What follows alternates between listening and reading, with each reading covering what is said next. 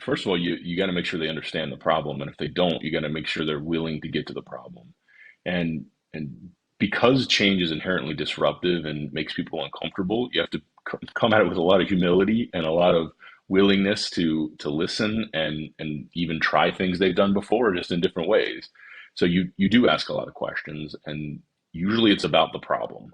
And I have found anyway, if you ask enough questions in the right way about the problem and get down to agreeing on the facts, because it is emotional. So if you can all agree on the facts that say, traffic is lagging, and the reason traffic is lagging is we're pulling in a target that is no longer buying this sort of product or service at the same frequency they did 10 years ago. So we agree that this is an issue. We can't keep targeting this same group of people. So that means we need to target a different group of people. So let's do some homework to understand what the right group of people is. So I have found keeping emotion out of it as much as you can while being sensitive to the fact that it is very emotional, usually is the best approach. Um, and you have to remember, people's intentions are good. Nobody at a big organization wants the continued pain to persist in whatever the business metric is that's suffering. Everyone wants it to go away. It's just how you do it. You get to a certain size that it feels risky to do something new. And it's interesting because as small companies, you're always doing something new. And then you get to the point where it's like, well, those new things we were doing are now just our habits. And then once they become your habits, you get scared to change the habits because it's not going to work anymore because it used to work forever ago. So I have found asking a lot of questions about the problems, agreeing on the facts, getting on the same page about the facts. And then, while you're doing that, having some sensitivity to the fact that this is a big deal to folks who've been in the organization for years or decades, um, leads you to agreeing to facts in a way that usually everyone is comfortable with.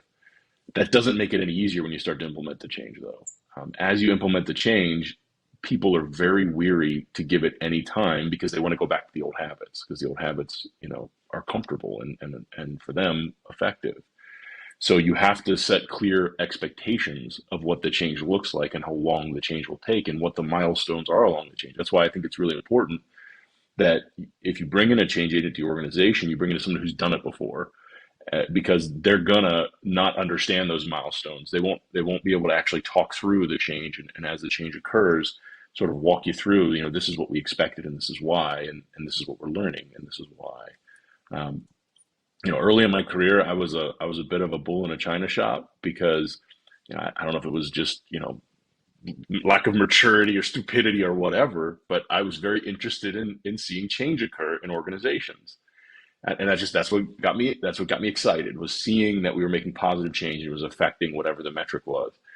And I had a lot of conversations with HR at my agency days and even my early days at Wendy's where it's like, you just can't do it this way. You're hurting people. You're breaking things. You're causing chaos. And this is back in the day of Facebook, move fast and break things. I don't know if you remember that.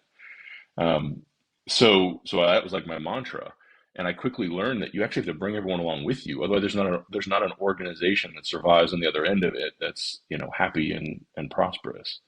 So you ask a lot of questions, you agree on the facts, and then you're very sensitive to the fact that this is emotional, and this is people's lives. If you've been in a company for 20 years, this is your life. If you're a franchisee, this is your life.